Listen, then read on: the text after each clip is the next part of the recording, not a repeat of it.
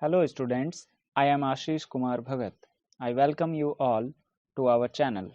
I am here presenting a lecture on force and pressure which is under syllabus of class 8 science.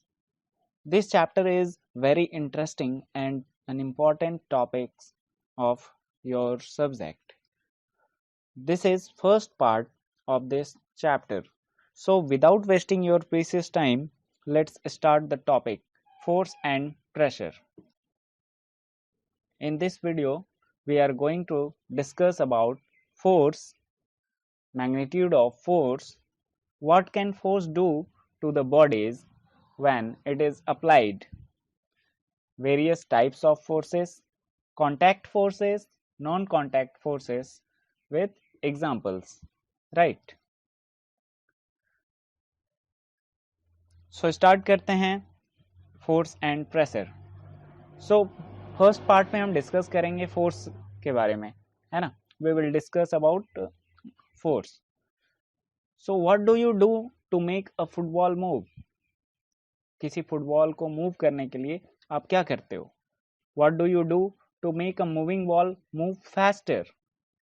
किसी moving ball को आप क्या करना चाहते हो, आप उसको और ज़्यादा फास्ट करना चाहते हो, राइट. सो फास्ट मूव कराने के लिए आप क्या करते हो. How does a goalkeeper stop a ball. A hockey player changes direction of moving ball with a flick of stick.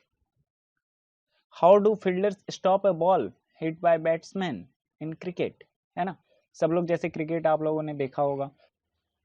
Almost all of us have played and seen cricket. Bowler ball को batsman की ओर फेंक रहा होता है और batsman ball को along the boundary hit करने की कोशिश करता है. बाउंड्रीज पर फील्डर्स खड़े होते हैं and what we see there, they try to catch the ball. In these activities a force is applied. You can see below figures here. In this figure, as you can see clearly, a goalkeeper is trying to save a goal. In second figure, you can see here a hockey player flicking a ball, and in this one, a fielder is trying to stop a ball.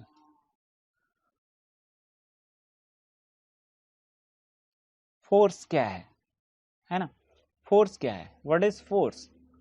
So force के बारे में discuss करने से पहले हम लोग कुछ और डिस्कस करना चाहेंगे, है ना, जो इसके लिए ज़रूरी होगा. So we should know that what is action, right. So we know that actions like when you try to pick something, when you try to kick a ball, when you try to hit something, when you try to lift any object, when you push or pull any object, right. So these certain tasks are known as actions, right. जैसे कि आप किसी object को क्या करते हो, आप pick करते हो, किक करते हो, है ना, आप डोर को पुश करते हो, पुल करते हो. तो ये सारी एक्टिविटी में क्या होता है कि हम कुछ ना कुछ एक्ट कर रहे होते हैं, तो इसी एक्ट को क्या बोलते हैं, action. Clear. So all these actions results in some kind of change in state of motion of object. So all these actions, so ये जो actions हैं, ये actions क्या करते हैं, इन actions के कारण क्या होता है, जो object है उसके state में क्या होता है, changes आ रहे होते हैं. ठीक है. जैसे ऑब्जेक्ट के मोशन में चेंजेस होगा, पोजीशन में चेंजेस होगा.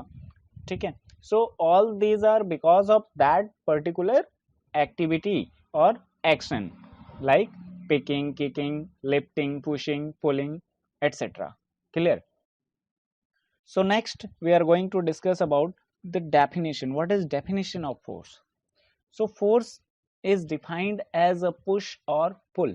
जैसे कि अभी मैंने बताया अभी मैंने बताया जैसा कि फोर्स क्या होता है, इसको हम डिफाइन कर सकते हैं as a form of push और पुल.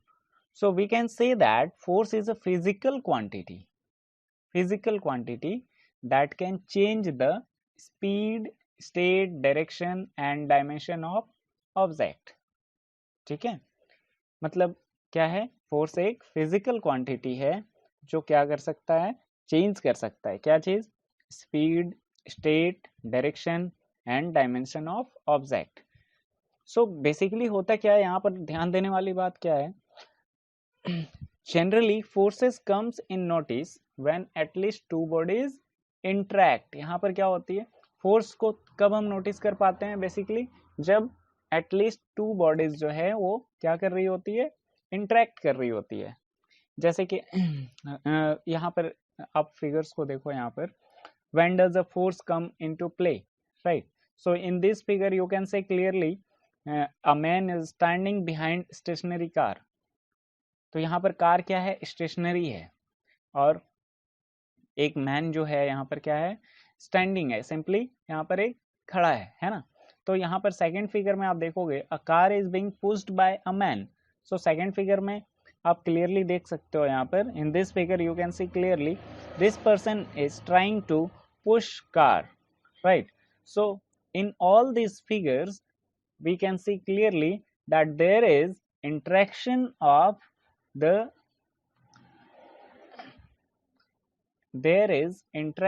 between the two bodies or objects, right?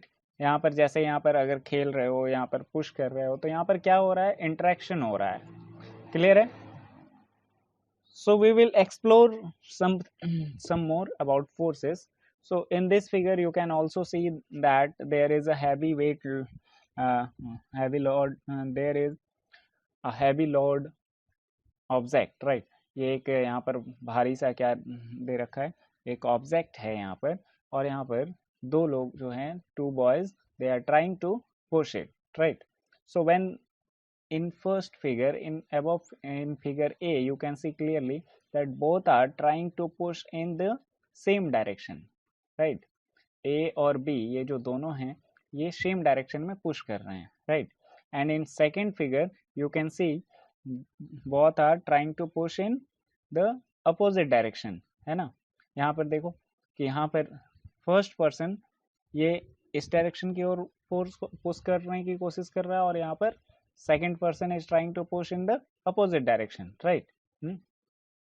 सो ये रोप वाला ये सब खेल जो है हम लोगों ने सबने खेला है ना। तो यहाँ पर इस गेम में क्या होता है, जैसे दो ग्रुप्स बने होते हैं और इस ग्रुप्स में हम लोग रोप को क्या कर रहे होते हैं, पुल कर रहे होते हैं, है ना, खींच रहे होते हैं, है ना। सो अगर ऐसा होगा कि दोनों टीम की जो फोर्स है वो क्या होगी, वो सेम होगी। सेम होगी कहने का मतलब क्या हो गया कि rope may not move if the two teams pull at it with equal forces. The rope may not move if the two teams pull at it with equal forces। मतलब कि फोर्सेस जो है यहाँ पर अगर इक्वल होगा तो ऐसे केसेस में क्या होंगे, जो ये रोप है ये मूव नहीं कर रहा होगा। क्लियर? आई होप फोर्स के बारे में कंसेप्ट आपको क्लियर हो चुका होगा, राइट। अब देखिए यहाँ बात करते हैं magnitude of force. Magnitude, what do you mean by the term magnitude? So magnitude is simply what it is. So magnitude means basically strength or size of force, right? जैसे अभी लास्ट फिगर में हमने देखा कि if रोप के cases में कि if both the team apply equal force, what does it mean equal force? equal force का मतलब क्या है कि जो मैग्नीट्यूड है फोर्स का वो क्या है, इक्वल है, ठीक है।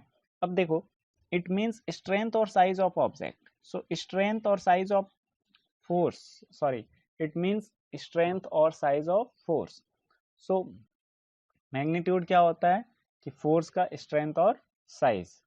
when forces are applied on object in the same direction, same direction मतलब एक फोर्स इस डायरेक्शन में लग रहा है, दूसरा भी इसी डायरेक्शन में लग रहा है, ठीक है, then it is added to one another.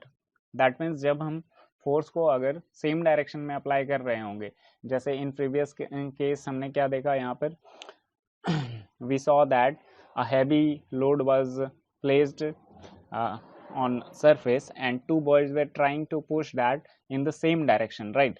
So in first case they were trying to move in the same direction. So that means वहाँ पर magnitude of force क्या होगा, वहाँ पर जो दोनों बॉयज जो है वो क्या कर रहे हैं, फोर्स अप्लाई कर रहे हैं, तो फोर्स क्या हो जाएगा, एड अप हो जाएगा, मतलब फोर्स स्ट्रेंथ जो है वो क्या हो जाएगी, ऐड हो जाएगी।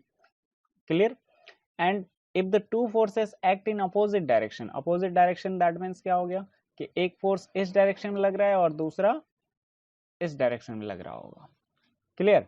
जब अपोजिट डायरेक्शन में फोर्सेस अप्लाई हो रहे होंगे तो नेट फोर्स मतलब क्या हो गया, इसी को हम लोग क्या बोलते हैं, resultant force. So net force acting on it is the difference of two forces. Clear? जैसे डिफरेंस ऑफ टू फोर्सेस कहने का क्या मतलब हो गया, so difference of two forces that means in the case of rope, अभी previous figure में हमने देखा था, we saw that there were two teams and they both were trying to pull the rope towards themselves, right? तो वहां पर क्या होगा, जिस टीम की स्ट्रेंथ ज्यादा होगी उधर क्या होगा, रोप ज्यादा पुल कर पाएंगे, दैट मीन्स सेकेंड टीम जो है उनकी तरफ क्या होगी, मूव कर रही होगी। दैट मीन्स जो मूवमेंट होता है ये किसके कारण होता है, तो ये डिपेंड करता है कि मैग्नीट्यूड ऑफ फोर्स कितना है और किस डायरेक्शन में है। ठीक है? So if two forces are acting in the opposite direction, that means the net forces will decide whether the object will move or not move. Clear? The effect on the object is due to net force acting on it. I hope that you have clear concept about force and magnitude of force. One thing you have to keep in your mind that SI unit of force is Newton, right? So you have to just remember simply SI unit जो है force का क्या होता है, Newton होता है। Clear है? Next is the following changes that force can bring. अब बात करते हैं कि when we apply force on any object, then what changes occurs on particular body, right? So first you can see here change in state of body. That means state is characterized by object's speed and direction of motion. State is characterized by object's speed and direction of motion. क्या मतलब है इसका? What does it mean? It means simply object is either in rest or in motion, right? So when a force is applied to object, its state changes. For example, when you kick football, it moves from rest to motion, right? तो पहले object जो है ये rest position पर था, मतलब state इसका क्या था, रेस्ट था, लेकिन जैसे ही हमने फोर्स अप्लाई किया तो ये क्या हो गया, इसके स्टेट में चेंजेस आए, ये मूव करने लग गया है ना। Second one similarly you can say from motion to rest. Second is change in speed. If the force is applied on object, then generally its speed increases or decreases. It is very obvious, right?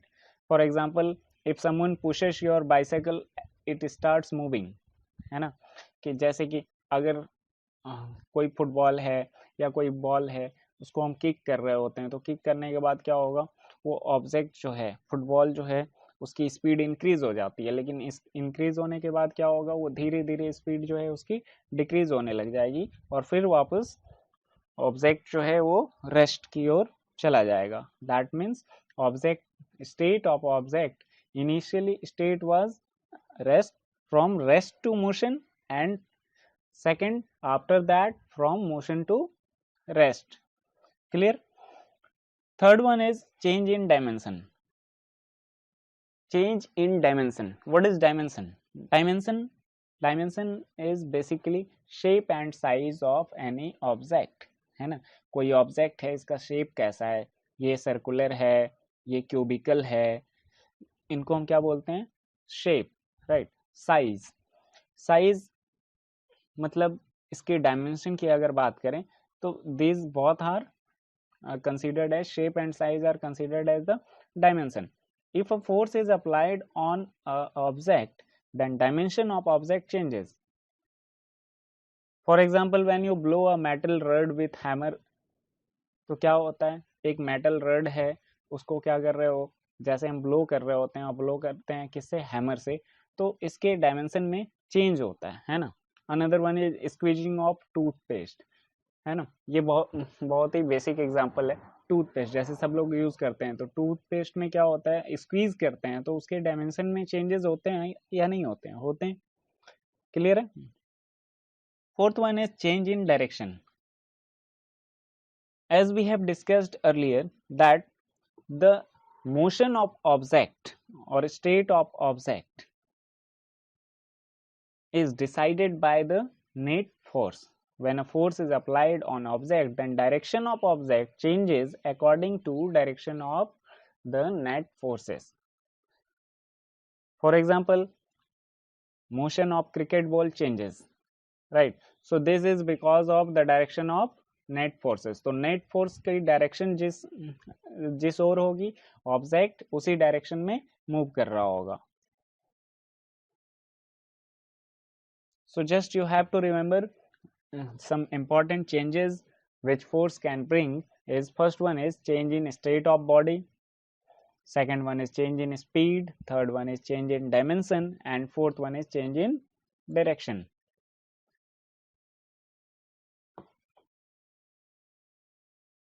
See here in these figures you can see clearly एक ball है, ball को जो है जब move कर रहे होते हैं, मतलब जब बॉलिंग कर रहा होता है बॉलर, तो क्या हो रहा होता है, जो बॉल है उसकी डायरेक्शन चेंज होती है। ये किसके अकॉर्डिंग चेंज होगी, तो नेट फोर्स के according.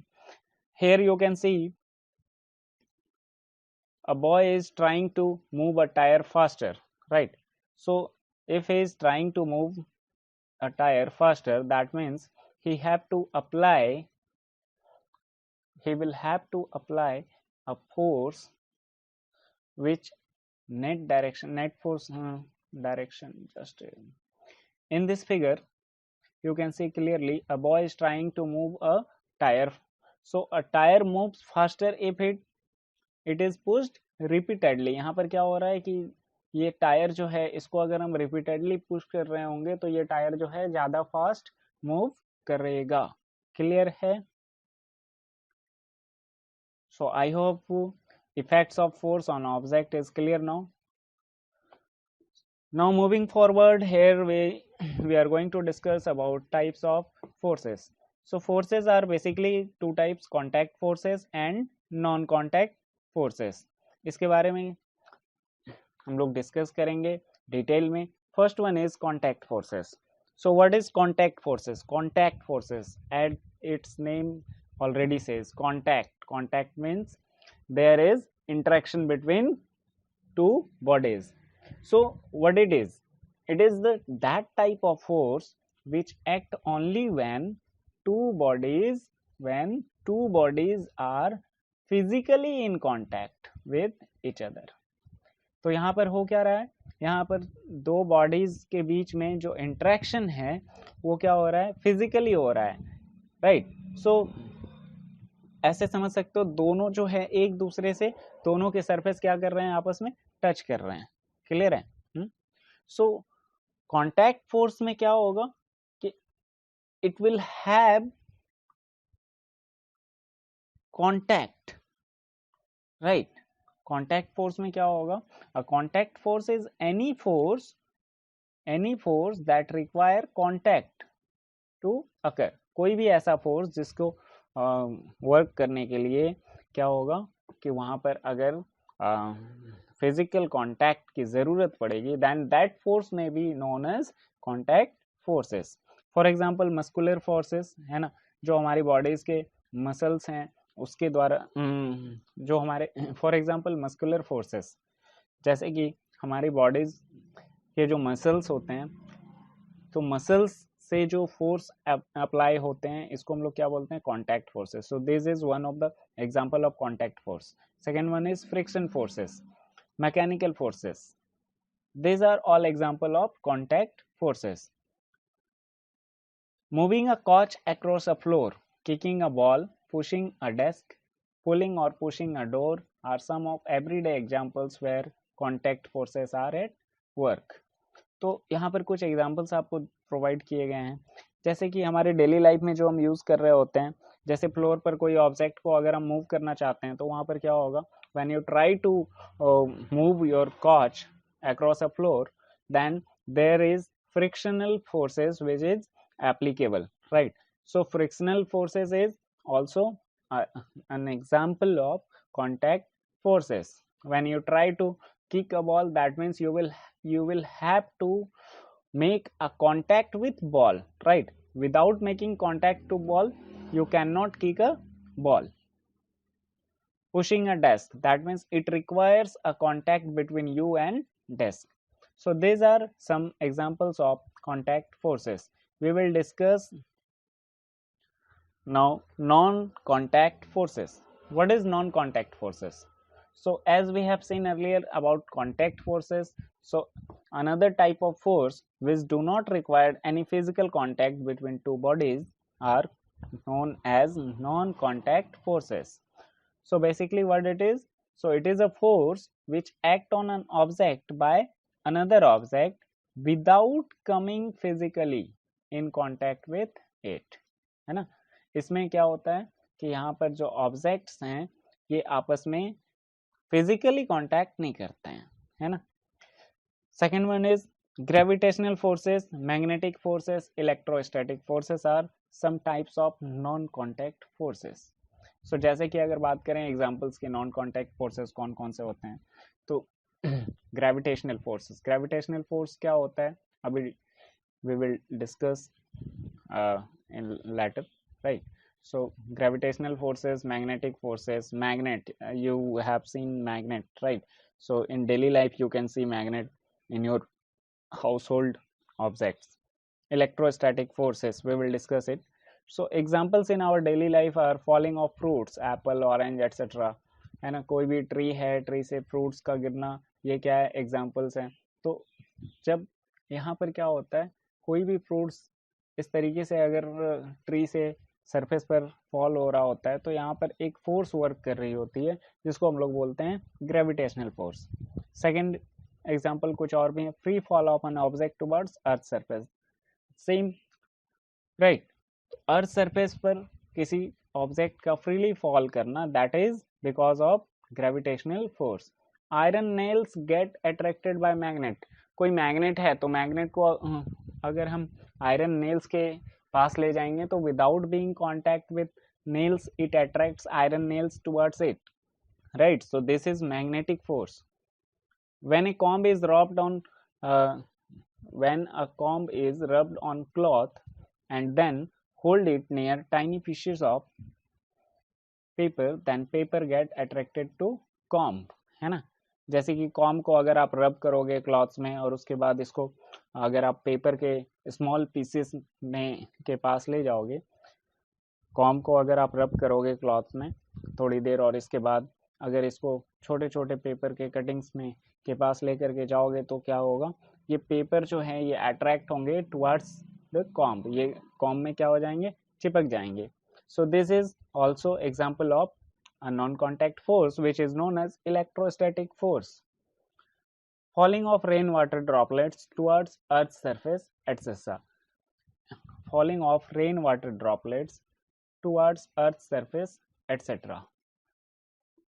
So this is also an example of non-contact forces, right? So we are going to discuss about various types of contact forces and non-contact forces in detail here.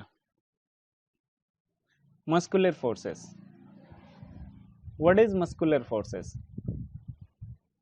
तो muscular forces क्या होते हैं? It is the type of force which comes into effect due to actions of muscles of body, है ना. जो हमारी body है तो बॉडी के मसल्स के कारण जो एक्शन होते हैं तो इसको हम क्या कहते हैं, मस्कुलर फोर्स. दैट मीन्स यहाँ पर जो एक्शन हो रहा है वो किसके कारण हो रहा है, मसल्स के कारण हो रहा है. That is because of muscles of body, right. It is the muscular force that enables us to perform all activities involving movement or bending of our body. जो bend कर रहे होते हैं, movement जो करते हैं, ये सारे के सारे activities जो हैं किसके कारण possible हो पाती है, that is because of muscular forces. और क्या इसके applications हैं? As we all know that digestion the very important part of our human body. very और क्या also we know that digestion, which is a very important function in our body. In the process of digestion, it is the muscular force which pushes the food through the alimentary canal. हमारी body के alimentary canal के through क्या होता है, जो food है इसको push किया जाता है. ये जो पुश फूड की जो मूवमेंट हो पाती है, ये किसके कारण होती है? That is because of muscular forces. The expansion and contraction of lungs when we inhale and exhale during breathing also involve muscular forces. Respiration, जैसे अगर हम क्या करते हैं, इनहेल करते हैं, एक्सहेल करते हैं, है ना? We all know that we inhale and exhale, right? So जब हम इनहेल और एक्सहेल कर रहे होते हैं, एट द सेम टाइम क्या हो रहा होता है, हमारे जो लंग्स हैं वो एक्सपेंड होते हैं और कॉन्ट्रैक्ट होते हैं. दैट मीन्स जो लंग्स, जो डायाफ्राम है यहाँ पर, वो क्या होता है, एक्सपेंड होता है और फिर कॉन्ट्रैक्ट होता है, मेकिंग स्पेस, राइट. तो यहाँ पर ये जो एक्शन हो पाता है, that is because of muscular forces. So you can say that the respiration process involves muscular forces. I hope muscular forces is clear now. Moving forward, about second contact forces, that is friction forces. What is friction? So friction is basically a contact force. Friction क्या है? एक contact force है ना? It is the force which resists the motion of object or body which slides against another object simultaneously. It is the force which resists the motion of an object, है ना? कोई object है, उसके motion को क्या करना? Resist करना. which slides against other object simultaneously. What is friction?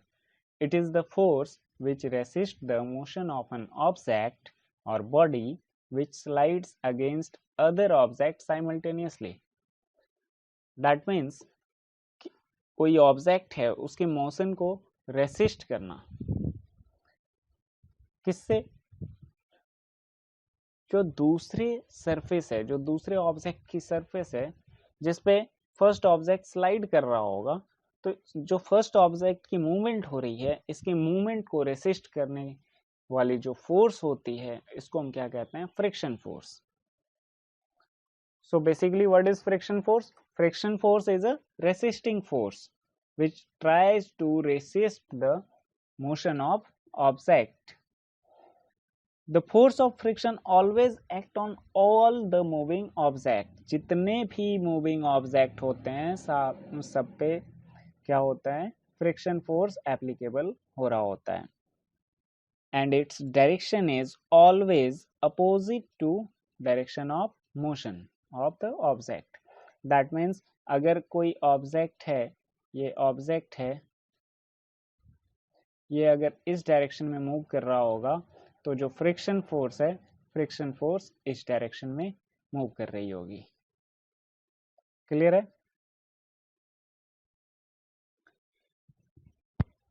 अब बात करते हैं फ्रिक्शन फोर्स अराइज क्यों होता है.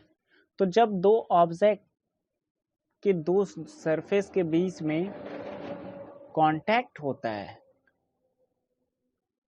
तो फ्रिक्शन फोर्स एक्ट कर रहा होता है. Clear? So it arises because of contact between two surface of two different bodies. So friction force is example of a contact force.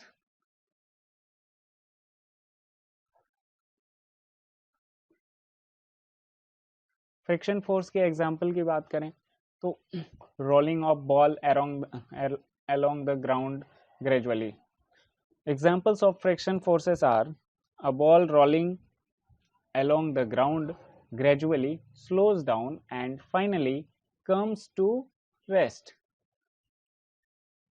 किसी एक बॉल है जो रोल कर रहा होता है ग्राउंड में, तो ये क्या करेगा, ग्रेजुअली ये इसकी जो स्पीड है वो स्लो होती चली जाती है और finally ball comes to rest.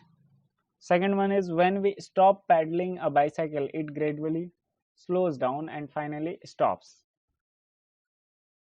So जब साइकिल को चला रहे होते हैं हम लोग, तो अगर पैडलिंग करना हम बंद कर दें तो साइकिल धीरे धीरे क्या हो जाती है, रेस्ट पोजीशन में आ जाती है. So these are all examples of friction. Moreover here, when we apply brake in cycle, it stops. That is also because of force of friction. So this is all about contact forces. Now moving forward, now we are going to discuss non-contact forces. So non-contact forces में क्या होता था, non-contact forces में दो bodies के बीच में आपस में contact, physical contact नहीं होता है. Clear? There is no any contact between two bodies. So we are going to discuss about some examples of non-contact forces. So first one is magnetic force. So we all know that poles of two magnets repel each other. So we are going to discuss about magnetic force, which is a non-contact force. We know that like poles of two magnets repel each other and unlike poles attract each other. अब कोई magnet है, magnet में दो poles होते हैं, north and south. Clear?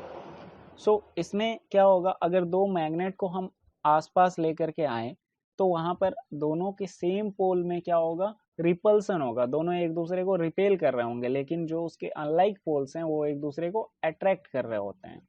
So these attraction and repulsion between objects can be considered as form of push और pull. ये जो अट्रैक्शन हो रहा है, रिपल्सन हो रहा है, इसको हम किस फॉर्म में कंसीडर कर सकते हैं, एज ए पुश और पुल.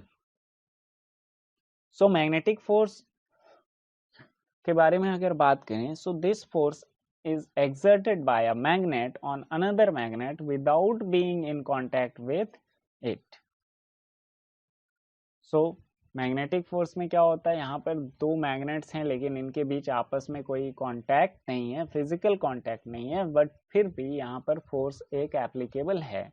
सो this force is known as magnetic forces. So example of magnetic force you can see here in this figure. यहाँ पर तीन पेंसिल्स रखे हुए हैं और दो मैग्नेट हैं. एक मैग्नेट इसके ऊपर रखा हुआ है और दूसरा मैग्नेट यहाँ पर है. तो इस मैग्नेट को जैसे ही इसके पास लेकर के जाएंगे, अब देखो यहाँ पर रेड वाला सपोज नॉर्थ पोल है और ब्लू वाला साउथ पोल है, तो here also red is north pole and blue is south pole. So जैसे ही इस मैग्नेट को इसके पास लेकर के जाएंगे तो यहाँ पर क्या होगा, रिपल्सन होगा. That means this magnet will move away from this. But in this case, if the poles are reversed, then what happens? जैसे ही इस मैग्नेट को हम पास लेकर के जाएंगे तो ये जो मैग्नेट है ये इसको अट्रैक्ट करेगा और ये पेंसिल से रोल होते हुए ये इधर आने की कोशिश कर रहा होगा. So here we can see clearly that magnetic force is a type of non-contact force and this force is known as magnetic force of magnetic force is a type of non-contact force. I hope magnetic force is clear now. Moving forward, electrostatic force. What is electrostatic force? Static मतलब क्या होता है, static means होता है कोई charge रुका हुआ है ना, कोई बॉडी. स्टैटिक मतलब स्टैटिक एंड डायनेमिक दो चीजें होती है. स्टैटिक मीन्स क्या होगा कि एक पोजीशन पर वो क्या है, यू कैन से electrostatic. Electro means charge, static means रुका हुआ. Clear? So electrostatic force, so it is the force which is exerted by a charge body. एक चार्ज बॉडी से ही जो फोर्स होगा वो एक्सर्ट होता है किस पे, दूसरे चार्ज पार्टिकल पर, दूसरे चार्ज ऑब्जेक्ट पर या फिर दूसरे अनचार्ज बॉडी पर. तो ऐसे फोर्स को क्या बोलेंगे? Electrostatic force. सो इलेक्ट्रोस्टैटिक, स्टैटिक मीन्स क्या हो गया कि कोई चार्ज है जो क्या है? स्टैटिक है। Static means it is not dynamic. ये क्या है? यू कैन से here charge is in static or charge is in rest position. So when a charged body applies a force on uncharged body, another uncharged body or another charged body, मतलब एक charge particle है यहाँ पर, ये charge body है जो क्या है? ये चार्ज बॉडी, और यहाँ पर एक दूसरे ऑब्जेक्ट है जो ये क्या है? ये चार्ज हो भी सकता है और नहीं भी हो सकता है। ठीक है, तो यहाँ से जो फोर्स एप्लीकेबल होगा इस पे, इस फोर्स को हम क्या बोलेंगे? Electrostatic force. Second one is this force comes into play even when the bodies are not in contact. Very important. So electrostatic forces की जब हम बात करते हैं तो यहाँ पर क्या होता है कि जो बॉडीज हैं, जो ऑब्जेक्ट हैं, ये आपस में कांटेक्ट में नहीं भी होंगे, फिर भी यहाँ पर क्या होगा? इलेक्ट्रोस्टैटिक फोर्स एप्लीकेबल होगा। एग्जाम्पल, फॉर एग्जाम्पल, जैसे कि अगर हम देखें तो कॉम को क्या कर रहे होते हैं? कॉम को अगर क्लॉथ के साथ रब करते हैं और रब करने के बाद उसको अगर पेपर के स्मॉल कटिंग्स के पास लेकर के जाओगे तो क्या होगा? वहाँ पर जो स्मॉल कटिंग्स हैं पेपर के, वो अट्रैक्ट हो जाएंगे किस पे? कॉम पर। So why? Because com is now charged body. So com क्या हो गया है? चार्ज हो गया है। और जो पेपर के कटिंग्स हैं ये क्या हैं? ये अनचार्ज बॉडी है, अनचार्ज ऑब्जेक्ट है। So when we move come towards the uncharged small pieces of paper, then it gets attracted to the comb. So this is because of electrostatic force. I hope electrostatic force is clear now. Moving forward, next is gravitational force. Gravitational force. So this is also a non-contact force. What do you mean by gravitational force? So every object in the universe, whether small, large, exert a force on every other object. That means कि जितने भी object हैं universe में, ये दूसरे हर एक object पर, चाहे वो स्मॉल हो, लार्ज हो, ये क्या कर रहे होते हैं? एक फोर्स अप्लाई कर रहे होते हैं। एक फोर्स जो है यहाँ पर क्या होता है? एप्लीकेबल होता है, जो कैसा होता है? Which is always in attractive in nature, which is always an attractive force. So gravitational force is always attractive in nature. So this force act on all of us all the time without our being aware of it. मतलब जो भी activity हो रही होती है, हमें ये पता नहीं चल रहा होता है कि यहाँ पर ग्रेविटेशनल फोर्स काम कर रही होती है, but still gravitational force is working. So examples, we will talk about some examples here. Objects or things fall towards earth because it pulls them. Right. Water begins to flow towards the ground as soon as we open a tap. जैसे ही tap को हम open करते हैं क्या होता है? जो water है ये किधर मूव कर रही होती है? ग्राउंड की तरफ, ग्राउंड के डायरेक्शन में मूव कर रही होती है. Water in rivers flows downward due to force of gravity. There are lot of examples you can consider. So gravitational force में हमें ध्यान रखना है, जो gravitational force है ये क्या है? अट्रैक्टिव फोर्स है. ये हमेशा अट्रैक्ट कर रहा होगा ऑब्जेक्ट को, ये रिपेल कभी नहीं कर रहा होता है, ये कभी भी दूसरे ऑब्जेक्ट को अपने से दूर नहीं ये पुश कर नहीं करेगा. This is always attractive in nature. So I hope gravitational force is clear now. So this is all about force. So dear students, I hope this video will definitely help you to understand this topic. If you face any doubt, then please watch the video again. You can also ask your questions in the comment section. To download the PDF of this topic, you can follow me on Telegram. My Telegram ID is eduhelp_Ashish Bhagat. Kindly give us your precious feedback about this lecture and do like and share with the students. Thank you.